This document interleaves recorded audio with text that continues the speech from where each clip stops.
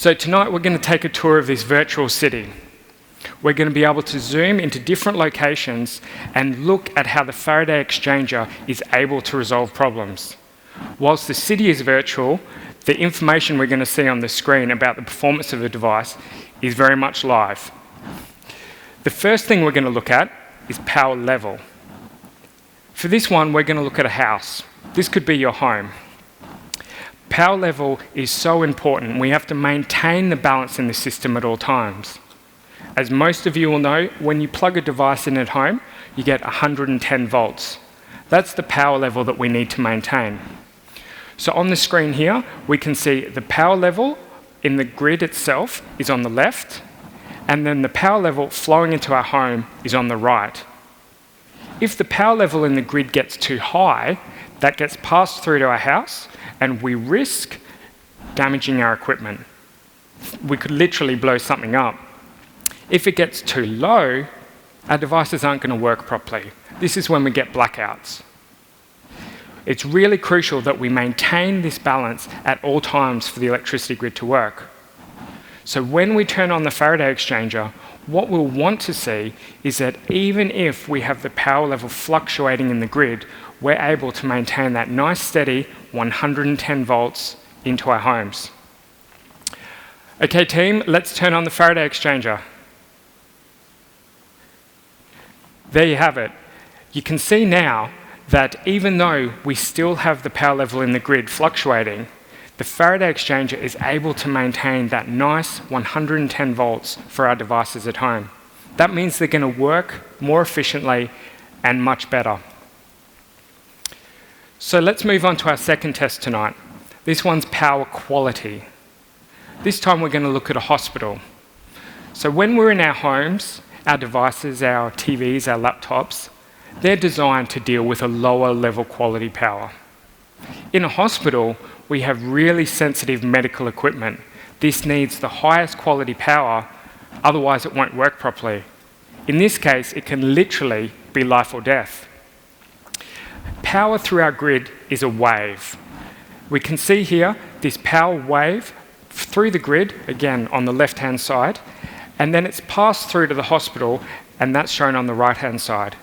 For high quality power, we want this wave to be nice and clean and smooth.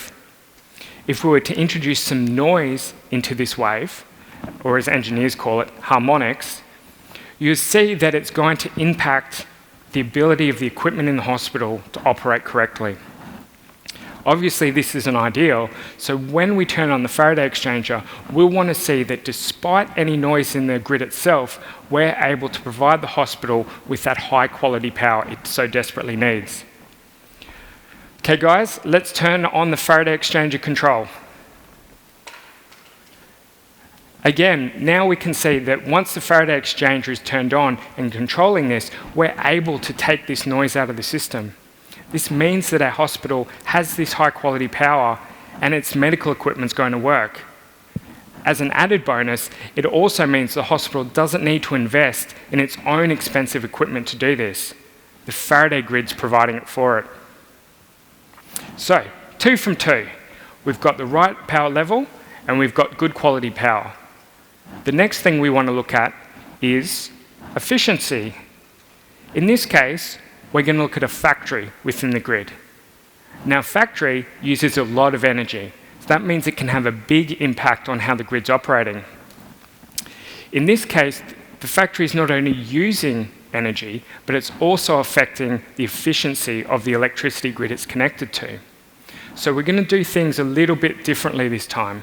Because of the way our devices use electrical power, the factory's efficiency on the right will impact the grid efficiency on the left.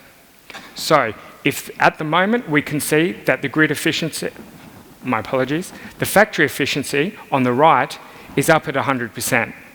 But if this drops, we'll see that this inefficiency is passed through to the grid. What we'll want to see when we turn the Faraday Exchanger on is even if the factory is inefficient, we're able to shield the grid from this inefficiency. So, guys, can we turn on the Faraday Exchanger control?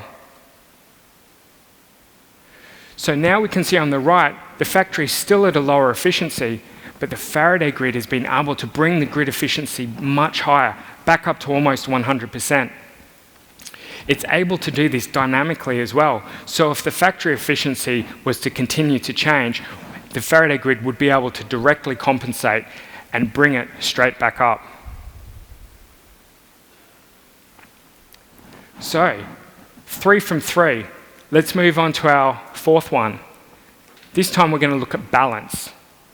So in our first 3 live tests, we were able to show that we were able to control our power level, our quality. You may have noticed that here we've got a street and we have 3 houses on the street. Now, when we showed a house at the start, we still had 3 power levels, but a house is actually only going to use 1. We still decided to show 3 for a single house because it's more difficult to do and we wanted to show off. But in this case, we have our 3 power levels on the grid on the left and 3 power levels on the right, 1 going into each house. So we transport energy through the electricity grid in groups of 3 because it's more efficient for us to do it that way. And to be its most efficient, we want all 3 to be at the same level at all times. But what would that mean in reality? It would mean that these 3 houses would have to use the same amount of electricity at all times. That's clearly ridiculous. Can you imagine your neighbour calling you up and saying, I'm going to go on a date tonight. Can you please make sure you don't watch TV and turn your lights off? We've got to keep the grid balanced. That's obviously not going to happen. We can see here that one of our houses has changed the amount of energy it's using and is drawing less. So our top line has come down. This means in the grid, our 3 power levels are no longer balanced. What we will want to see is that when the exchanger turns on to control this, it brings the 3 grid power levels in balance. So for the final time, guys, can we turn the exchanger control on? And there we go. With the exchanger on, even though the houses are using different amounts of power, in the grid itself, we still have this nice balanced power flow. This means the grid's going to be more efficient.